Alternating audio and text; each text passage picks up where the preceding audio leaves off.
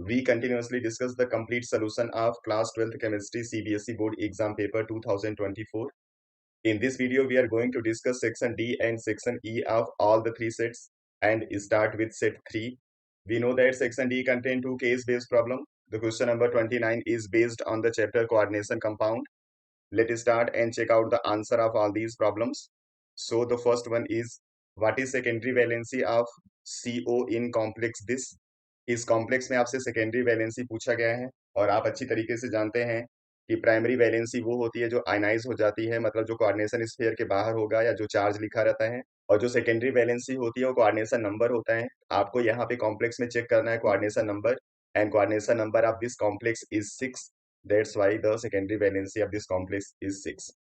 Second है, what type of isomerism is shown by the complex this and this. यहाँ पे अगर इन दोनों को आप चेक करोगे तो जो बाहर यहाँ पे आपको दिख रहा है इसमें केवल क्लोराइड है और यहाँ पे वाटर आ गया, तो जब वाटर का काउंट कोऑर्डिनेशन स्फीयर के अंदर चेंज हो जाए, जैसे यहाँ पे 6 है और यहाँ पे 5, तो इसको हम बोलते हैं सॉल्वेट आइसोमेरिज्म। तो इसको आप लिख दोगे सॉल्वेट आइसोमेरिज्म।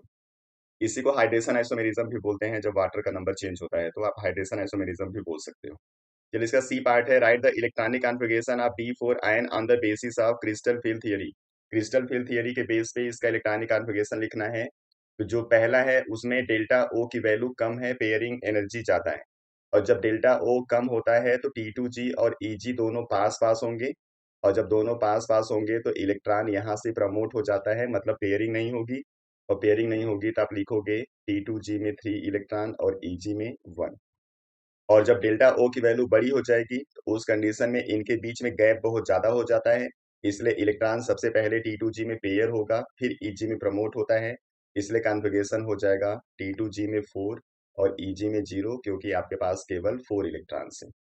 इसी का आर वाला पार्ट है, find the oxidation state and coordination number of the central metal ion of this. यहाँ पे आपको ऑक्सीडेशन स्टेट और कोऑर्डिनेशन नंबर बताना है। तो पहले ऑक्सीडेशन नंबर देख लेते हैं। इस पे कोई चार्ज नहीं होता, इस पे -1, इस पे भी कोई चार्ज नहीं होता, यहाँ पे 2 पहले से लिखा है, इसलिए ऑक्सीडेशन स्टेट आ जाएगा यहाँ से +3, और कोऑर्डिनेशन नंबर आप लिखोगे यहाँ से 4, 5, 6, यानी 6 आएगा। ये हो जाएगा इसका आंसर। तो चलिए हम लोग चलते हैं क्वेश्चन नंबर 30। तो इस प्रॉब्लम में भी आपको एक स्टेंजा लिखा हुआ मिल रहा है जो कि विटामिन के बेस पे लिखा हुआ है, मतलब चैप्टर बायोमोलिक्यूल से है। तो इसमें पहला प्रॉब्लम पूछा हुआ है, what is the other name of vitamin B6। यहाँ पे जो विटामिन 6 है इसको हम लोग बोलते हैं पेरिडॉक्सिन। तो आप लिख दोगे पेरिडॉक्सिन, ये इसका नाम हो जाएगा। दूसरा पूछा हुआ है, name the vitamin whose deficiency causes increase in blood clotting time. Blood clotting time बढ़ जाता है अगर आपके बॉडी में डेफिशिएंसी हो जाती है विटामिन के की।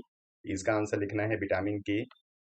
इसका सी पार्ट है, xerophthalmia is caused by the deficiency of which vitamin, give two sources of this vitamin. तो जो ये जीरोथैलामाइन है ये आई डिजीज है, और आप जानते हैं कि जो विजन है उसके लिए रिस्पॉन्सिबल होता है विटामिन ए, इसलिए आपको डिफिशियंसी में लिखना है विटामिन ए।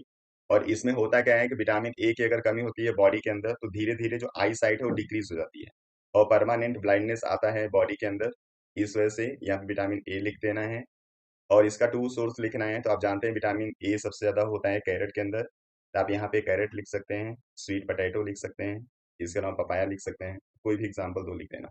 अब इसी का आर वाला पार्ट है, why can not vitamin C be stored in the body. अब आप जानते हैं कि जो विटामिन होते हैं दो टाइप के होते हैं, कुछ होते हैं फैट सॉल्युबल और कुछ होते हैं वाटर सॉल्युबल। तो all the vitamins which are water soluble can not be stored in the body because they are present in body in the dissolve form and easily pass out with urine, इसलिए इनकी जरूरत body को बार बार होती है। और जो fat soluble vitamin होते हैं वो बॉडी में स्टोर होते हैं, इसलिए इनको इनटेक करने की बार बार जरूरत नहीं पड़ती। तो आपसे पूछा why can not vitamin C be stored in the body, तो आपको लिखना है vitamin C is water soluble vitamin, so easily pass out with urine and not stored in body. ये लिखा है, name the disease caused by the deficiency of this vitamin. आप जानते हैं विटामिन सी की कमी से कौन सा डिजीज होता है, इसको हम लोग बोलते हैं स्कर्वी। तो आपको लिख देना है स्कर्वी। स्कर्वी में जनरली होता क्या है कि जो गम्स होते हैं उसमें ब्लीडिंग गम्स आता है दांत के अंदर, उसके अलावा फैटिक की कंडीशन आती है और रेसेस आ जाते हैं स्किन के ऊपर। इसमें से कुछ भी आप लिख सकते हैं अगर आपसे पूछता है सिम्टम तो। इसके बाद चलते हैं हम लोग आगे सेक्शन ई, जिसमें जो फर्स्ट पार्ट है वो एक न्यूमेरिकल है। ईशांस automobile radiator is filled with 1 kg of water. How many gram of ethylene glycol molar mass दे रखा है, मस्ट ईशान added to get the freezing point of the solution lower to -2.8 degree Celsius. K F यहाँ पे दे रखा है। तो चलिए इसके लिए हम लोग फॉर्मूला क्या यूज करेंगे। तो चलिए इसके लिए हम लोग फॉर्मूला क्या यूज करेंगे, delta T F equal to K F into W B by M B into नीचे डब्ल्यू ए आएगा और ऊपर आता है 1000। इसी फॉर्मूले को यूज करना है। यहाँ पे ये आपका जो डेल्टा टी एफ है वो है डिप्रेशन इन फ्रीजिंग पॉइंट। यहाँ पे वैल्यू दिया हुआ है -2.8 डिग्री सेल्सियस। यहाँ पे इसको केल्विन में चेंज करने की जरूरत नहीं है, क्योंकि आपको बस इसका डिफरेंस चाहिए होता है, और चाहे डिग्री सेल्सियस में आप डिफरेंस निकालोगे चाहे केल्विन में डिफरेंस सेम आता है। इसलिए आपको यहाँ पे एग्जैक्ट यही वैल्यू यूज कर लेनी है, और यहाँ पे माइनस साइन हम यूज करते नहीं है, क्योंकि जब आप डिफरेंस करोगे तो पॉजिटिव वैल्यू आएगी। तो यहाँ पे लिखेंगे हम लोग 2.8 इक्वल टू के एफ की वैल्यू दिया हुआ है 1.86 मल्टीप्लाई, ये डब्ल्यू बी है आपका वेट ऑफ द सॉल्यूट जो कि यहाँ पे पूछा गया है, इसलिए डब्ल्यू बी। यहाँ पे 1000 लिखेंगे जब आप डब्ल्यू ए मीन सॉल्वेंट का जब आप मास लिखोगे ग्राम में। यहाँ पे सॉल्वेंट का मास केजी में लिखा हुआ है, इसलिए आप 1000 नहीं लिखोगे, तब भी कोई फर्क नहीं पड़ता। नीचे आप लिखोगे एम बी, ये molar mass of the solute है जिसकी वैल्यू 62 मेंशन है, और यहाँ पे लिख देंगे 1 केजी। इसी को सॉल्व कर देना है। तो जब आप डब्ल्यू बी यहाँ से लिखोगे तो आपको लिखना पड़ेगा 2.8 मल्टीप्लाई 62 और डिवाइडेड बाई 1.86, और जब आप इसको सॉल्व करते हो तो आपको आंसर मिल जाता है 93.3 ग्राम। इसलिए इतना ग्राम आपको इथाइलिन ग्लाइकॉल उस रेडिएटर के अंदर ऐड करना पड़ेगा। इसी में सेकेंड पार्ट है, what type of deviation from Raoult's law is shown bye ethanol and acetone mixture.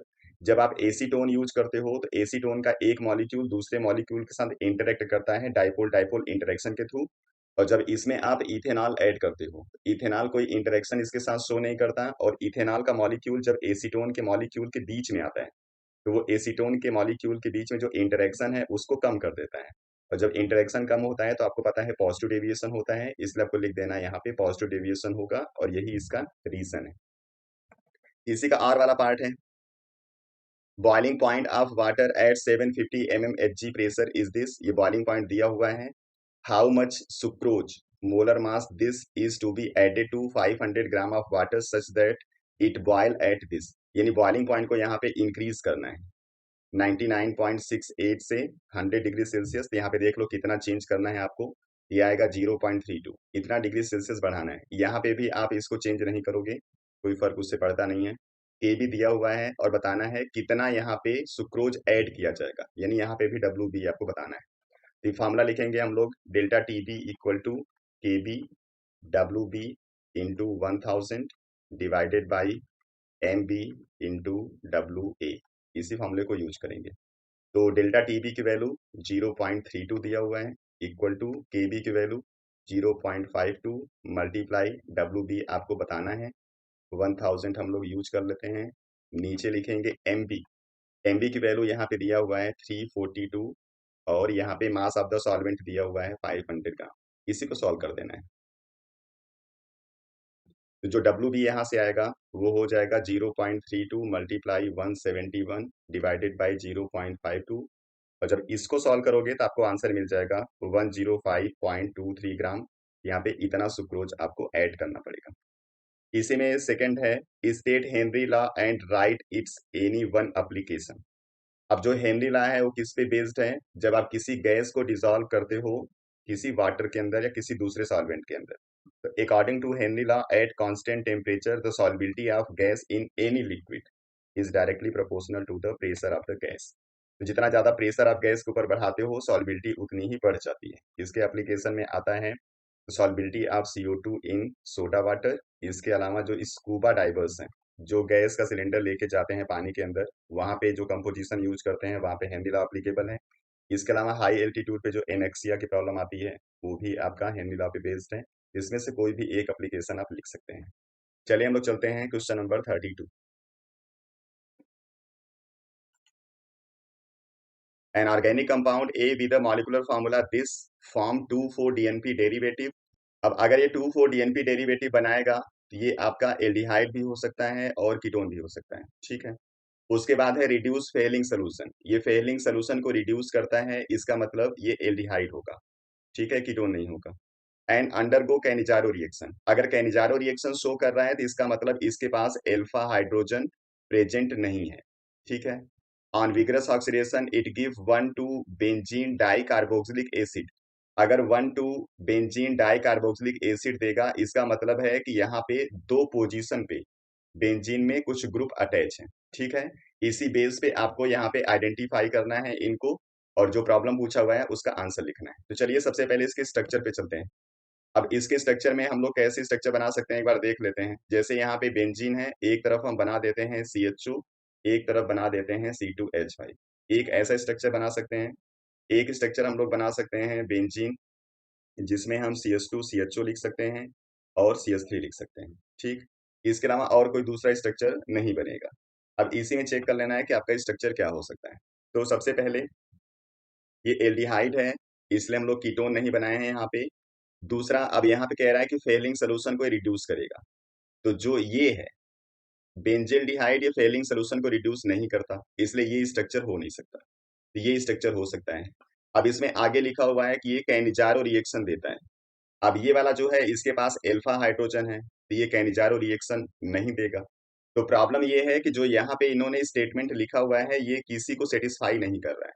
अगर हम इसको यूज करेंगे तो ये फेलिंग सोल्यूशन को रिड्यूस नहीं करेगा। अगर हम इसको यूज करेंगे तो फिर ये कैनिजारो रिएक्शन नहीं देगा। इसलिए इसके स्टेटमेंट में मुझे कुछ प्रॉब्लम समझ में आ रहे हैं। बाकी देखते हैं आपके CBSE बोर्ड वाले क्या करते हैं। अगर ये प्रॉब्लम ठीक नहीं होगा तो इसका बोनस नंबर सबको मिलना चाहिए। अब यहाँ पे हम ए का पूछा हुआ है IUPAC नाम, तो जब ये कंपाउंड क्लियर नहीं होगा तो आप नाम नहीं बता सकते। 2,4-DNP के साथ रिएक्शन तो हम लिख सकते हैं, लेकिन किसका रिएक्शन लिखें ये भी एक प्रॉब्लम है। बाकी आप जानते हो 2,4-DNP के साथ रिएक्शन कैसे होता है। कोई भी कार्बोनिल कंपाउंड होगा उसमें ये जो डबल बॉन्ड है ये रिएक्शन करता है H2N NH, और बेंजीन पे आता है दूसरे पोजीशन पे और फोर्थ पोजीशन पे, 1 2 3 4। ये 2,4-DNP है, इसके साथ रिएक्शन करोगे तो ये बाहर हो जाता है वाटर फॉर्म में, और ये कार्बन और ये नाइट्रोजन डबल बॉन्ड के थ्रू बाइंड हो जाता है। अब ये प्रोडक्ट बनाना है, लेकिन हम लोग यहाँ बनाएंगे नहीं क्योंकि हमको पता नहीं है कि कौन सा स्ट्रक्चर हमको यूज करना है। फेलिंग सोल्यूशन से रिएक्शन ये शो नहीं करेगा, और ये यहाँ पे रिएक्शन पूछ रहा है क्या होगा, इसको तो लिख नहीं सकते। Right the equation of compound A when it undergo Cannizzaro reaction. अब ये कैनिजारो रिएक्शन शो नहीं करेगा तो हम लोग रिएक्शन कैसे लिखेंगे, ये एक प्रॉब्लम है क्योंकि स्ट्रक्चर हमको क्लियर है नहीं। तो चलिए इस प्रॉब्लम को यहीं पे छोड़ते हैं, देखते हैं CBSE क्या करता है। इसका बी पार्ट है account the following. The alpha hydrogen of aldehyde and ketone are acidic in nature. अब यहाँ पे एल्फा हाइड्रोजन की बात हो रही है। जैसे कोई भी आपके पास कार्बोनिल ग्रुप होगा, इसका ये ग्रुप हम डिफाइन नहीं कर रहे हैं। यहाँ पे H रहेगा तो एल्डिहाइड होगा, और कोई R ग्रुप होगा तो कीटोन होगा। और इसके साथ जो यहाँ पे C लगा रहेगा, इसी के पास होता है alpha hydrogen. This one is the alpha hydrogen. अब ये कह रहा है कि एसिडिक क्यों होगा। आप जानते हैं यहाँ पे कार्बोनिल ग्रुप प्रेजेंट है, और कार्बोनिल ग्रुप में जो ऑक्सीजन होगा it is more electronegative, that's why the electron is shifted towards the oxygen. और जब इलेक्ट्रॉन इधर शिफ्ट होगा तो इस हाइड्रोजन का इलेक्ट्रॉन शिफ्ट हो जाएगा इधर, और ये H+ के फॉर्म में बाहर हो जाता है, इसलिए इसके अंदर आ जाता है एसिडिक नेचर। और जब यहाँ से H को आप रिलीज कर दोगे तो कार्बन के ऊपर आएगा नेगेटिव चार्ज, और ये जो नेगेटिव चार्ज होगा ये रिजोनेंस स्टेबलाइज होगा, क्योंकि इसके आप दो रिजोनेटिंग स्ट्रक्चर बना सकते हो। ठीक है। इस वजह से जो एल्डिहाइड और कीटोन के अंदर एल्फा हाइड्रोजन होता है वो एसिडिक नेचर शो करता है। इसका सेकेंड है oxidation of aldehyde is easier than ketone. अब जो कीटोन होता है उसमें कार्बन के साथ डायरेक्ट कोई हाइड्रोजन बाइंड नहीं रहता, but in case of aldehyde the carbonyl carbon is directly bind with the hydrogen, and when electron is shifted towards the oxygen, the electron between the carbon and hydrogen is shifted towards carbon, and hydrogen is easily released as H+। इस तरीके से H+ को भी release करेगा, और किसी भी reaction में हाइड्रोजन रिलीज होता है तो वो ऑक्सीडेशन होता है। इसलिए आप लिखते हो कि एल्डिहाइड आसानी से ऑक्सीडेशन रिएक्शन शो कर लेता है। चलिए इसका सेकेंड पार्ट है अरेंज द फॉलोइंग इन। पहला है decreasing reactivity towards nucleophilic addition reaction. अब न्यूक्लियोफिलिक एडिशन रिएक्शन में होता क्या है कि जो कार्बोनिल कार्बन होता है उसके साथ जो O अटैच होगा, उसमें जब किसी भी कंपाउंड का ऐड कराते हो तो इसका एक पार्ट जो पॉजिटिव वाला होगा वो O पे जाता है, और जो नेगेटिव वाला पार्ट होता है वो C पे जाता है, और इस तरीके से एक एडिशन प्रोडक्ट आपको मिल जाता है। तो जब यहाँ पे नेगेटिव पार्ट जाएगा इस C के ऊपर, तो उस कंडीशन में C के साथ ज्यादा हिंड्रेंस नहीं होना चाहिए। स्टेरिक हिंड्रेंस यहाँ पे एक फैक्टर होता है, और दूसरा इलेक्ट्रॉनिक फैक्टर काम करता है। जब यहाँ पे नेगेटिव चार्ज इसके तरफ अप्रोच करेगा तो इसके ऊपर मतलब है पॉजिटिव चार्ज है, और इस पॉजिटिव चार्ज को आपको बढ़ाना है। जब मिथाइल ग्रुप को आप यहाँ पे ऐड कर दोगे तो मिथाइल ग्रुप इलेक्ट्रॉन डोनेटिंग होता है जो इसके पॉजिटिव चार्ज को कम करेगा, इसलिए इसका जो एडिशन होता है वो डिक्रीज हो जाता है। तो एसीटोन और एल्डिहाइड में एल्डिहाइड ज्यादा न्यूक्लियोफिलिक एडिशन रिएक्शन शो करता है। तो यहाँ पे आपके जो तीन कंपाउंड है उसमें एक प्रोपेनल है और एक एसीटोन है और एक बेंजेल्डिहाइड है। बेंजेल्डिहाइड के केस में क्या होता है, जो बेंजीन है वो इलेक्ट्रॉन को विथड्रॉ करता है जो कि यहाँ पे पॉजिटिव सेंटर क्रिएट करेगा, जिसकी वजह से ये आसानी से यहाँ पे ऐड हो जाता है। लेकिन बेंजेल्डिहाइड का जो नंबर है वो प्रोपेनल के बाद आएगा, क्योंकि जो बेंजीन ग्रुप है वो थोड़ा सा बल्कियर ग्रुप है, इसलिए सबसे ज्यादा रिएक्टिविटी शो करेगा प्रोपेनल, सेकेंड नंबर आएगा बेंजेल्डिहाइड का और थर्ड नंबर आता है एसीटोन का। ठीक है, तो सबसे ज्यादा रिएक्टिविटी प्रोपेनल शो करेगा यहाँ पे। इसका सेकंड है increasing order of boiling point. Boiling point के इंक्रीजिंग ऑर्डर में इनको अरेंज करना है, और आप जानते हो बॉइलिंग पॉइंट डिपेंड करता है इंटरेक्शन बिटवीन द मॉलिक्यूल के ऊपर। तो जहां पे इंटरेक्शन ज्यादा होगा तो वहां पे बॉइलिंग पॉइंट आपको ज्यादा लिखना है। तो एक आपका प्रोपेन है, यहाँ पे केवल वान डेर वाल फोर्स काम करेगा। इथेनॉल यहाँ पे हाइड्रोजन बॉन्डिंग, डाइमिथाइल ईथर और प्रोपेनल इनके अंदर डाइपोल डाइपोल मोमेंट काम करेगा, जिसमें डाइमिथाइल के अंदर पोलैरिटी बहुत कम होती है, यहाँ पे ज्यादा होती है।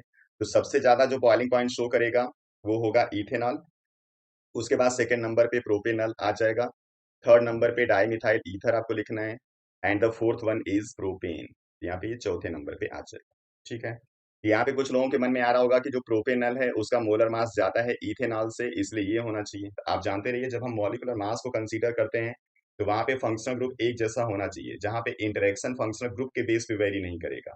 फिर वहां पे जहां मोलर मास ज्यादा हो जाता है वहां पे वान डेर वाल फोर्स ज्यादा काम करता है।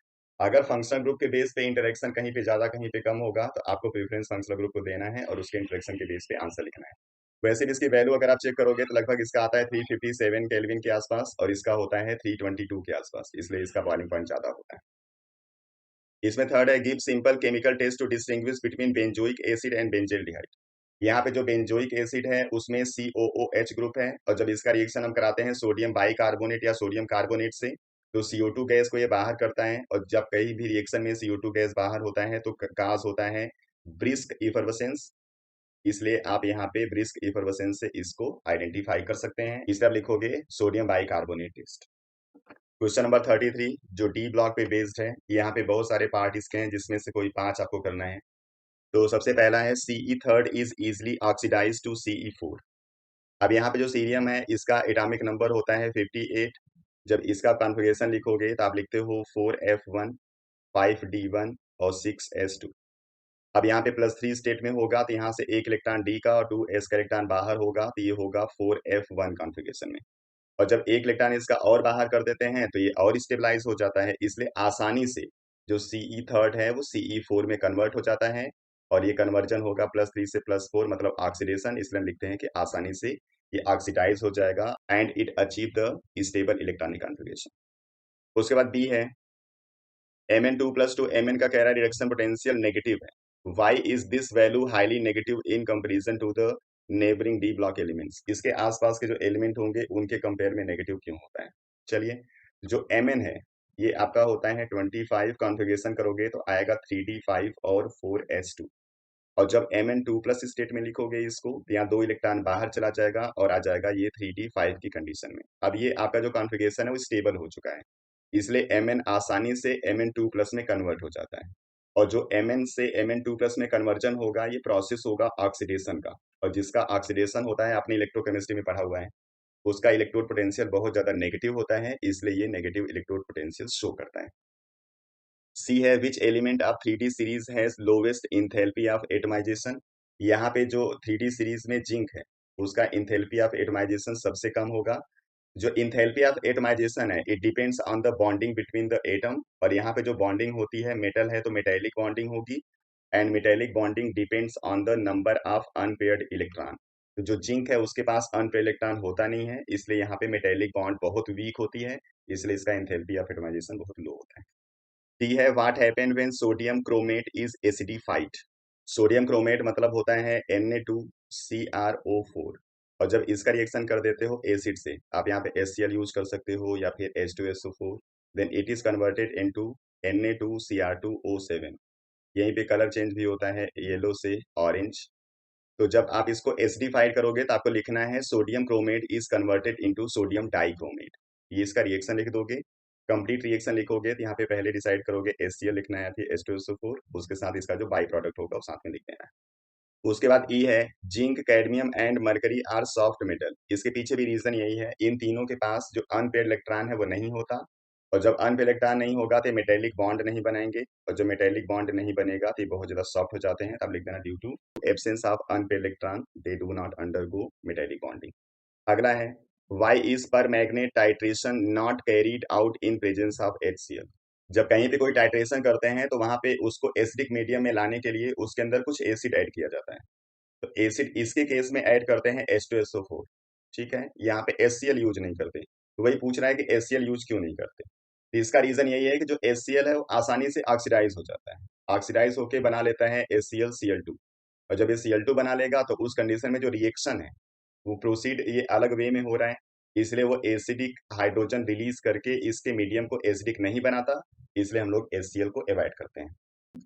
अगला है the lower oxide of transition metal are basic whereas the highest are amphoteric or acidic in nature. तो जब आप किसी भी ट्रांजिशन मेटल के साथ ऑक्सीजन के काउंट को बढ़ाते हो तो जो मोस्ट ऑफ द इसके इलेक्ट्रॉन होते हैं इस मेटल के वो ऑक्सीजन के साथ बाइंड हो जाएंगे, और जब ऑक्सीजन के साथ ज्यादा इलेक्ट्रॉन बाइंड होंगे इस कंपाउंड के पास इलेक्ट्रॉन बचता नहीं है डोनेशन के लिए, इसलिए बेसिक नेचर डिक्रीज होता है। अगर यहाँ पे मेटल के साथ आपने ऑक्सीजन को कम बाइंड किया होगा, इसके पास इलेक्ट्रॉन बचेंगे और वो इलेक्ट्रॉन आसानी से डोनेट कर पाता है, और इलेक्ट्रॉन को डोनेट करने वाला लेविस बेस होता है, इसलिए बेसिक नेचर शो करता है।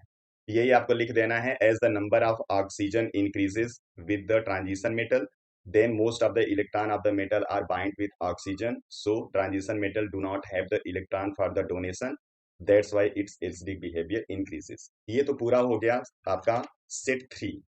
चलिए हम लोग आ गए हैं सेट 2 पे। सेट 2 का सेक्शन डी। सेक्शन डी में जो पहला प्रॉब्लम है ये वही पुराना वाला प्रॉब्लम है जो विटामिन के बेस पे दिया गया था। इसके प्रॉब्लम को देख लेते हैं एक बार।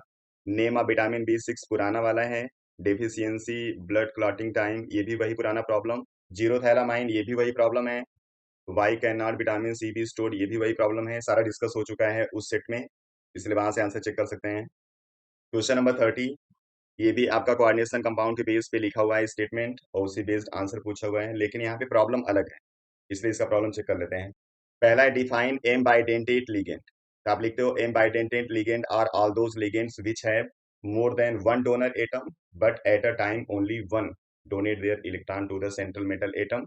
इसके एग्जांपल में आप Cn माइनस और Nc लिख सकते हो, या फिर NO2 माइनस और ONO लिख सकते हो, इसमें से कुछ भी लिख देना, ये इसका एग्जांपल हो जाएगा। बी है what type of isomerism is shown bye compound this. यहाँ पे जो प्राइमरी वैलेंसी है वो सेटिस्फाई हो रही है सल्फेट से।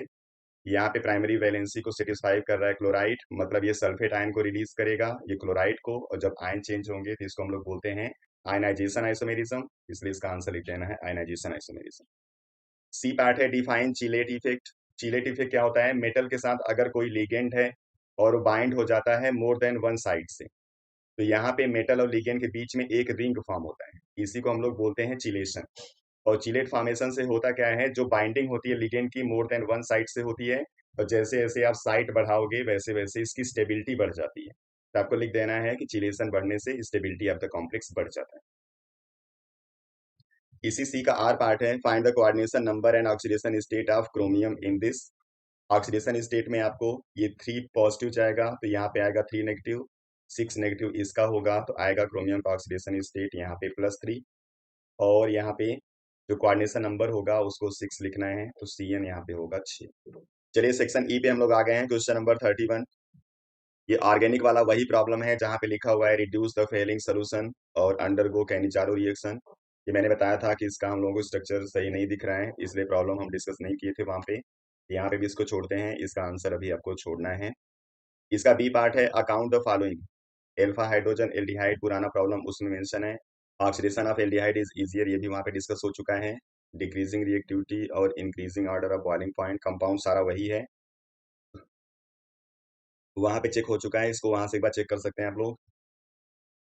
Chemical test to distinguish between benzoic benzaldehyde पुराना प्रॉब्लम है, वहाँ पे डिस्कस हुआ है। 32 में डी ब्लॉक वाला सारा प्रॉब्लम आ गया, तो यहाँ पे देख लेते हैं कोई चेंज है क्या। यहाँ पे कोई चेंज नहीं है, सारा प्रॉब्लम वही लिखा हुआ है, इसलिए सब वहाँ पे डिस्कस हो चुका है, वहाँ से एक बार देख सकते हैं आप लोग। उसके बाद 33 पे आते हैं, ईशान ऑटोमोबाइल। यहाँ पे नंबर चेक कर लो, कभी कभी नंबर चेंज करके प्रॉब्लम चेंज करते हैं लोग। ये प्रॉब्लम सेम वही है। इथेनॉल और एसीटोन कौन सा डेविएशन हमने वहाँ पे डिस्कस किया था, पॉजिटिव डेविएशन। दूसरा वाला जो न्यूमेरिकल है वो भी सेम है, यहाँ पे वैल्यू कोई चेंज नहीं है, ये डिस्कस हो चुका है। हेनरी लॉ को एक्सप्लेन करना है, वन एप्लीकेशन, पुराना प्रॉब्लम, ये सब डिस्कस हो चुका है। तो इस सेट का सब कुछ प्रॉब्लम वहाँ पे डिस्कस हो चुका है, बस एक चेंज था जो केस बेस्ड प्रॉब्लम था, बाकी सब सेम है। चलिए देख लेते हैं हम लोग सेट वन।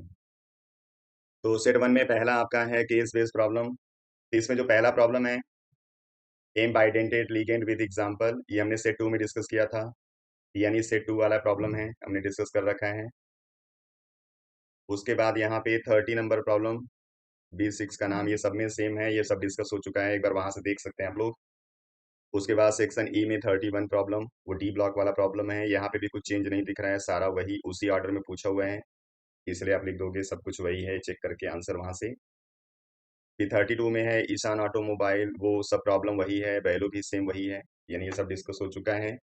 इथेनॉल और एसीटोन का डेविएशन, ये भी डिस्कस हो चुका है। उसके बाद नेक्स्ट प्रॉब्लम है यहाँ पे, ये भी डिस्कस हो चुका है, यानी सारा डिस्कस हो चुका है, ये बिल्कुल मैच कर रहा है किससे, सेट टू से। 33 प्रॉब्लम है, वही ऑर्गेनिक कंपाउंड वाला प्रॉब्लम है, जिसको हमने वहाँ पे डिस्कस किया हुआ है, वहां से देख सकते हैं। बी पार्ट में भी कोई चेंज नहीं है, सब कुछ वही है। इस तरीके से पूरा पेपर हो गया। यहाँ पे सेट वन और सेट टू लगभग एक जैसा है, थर्ड थोड़ा सा अलग है। तो आपका पेपर कैसा रहा, डिफिकल्टी लेवल कैसा रहा, एक बार कमेंट सेक्शन में आप जरूर बताइएगा। चलिए आते हैं नेक्स्ट वीडियो में कुछ और प्रॉब्लम के साथ। आप लोग पढ़ते रहिए, अपना ख्याल रखिए। Thank you.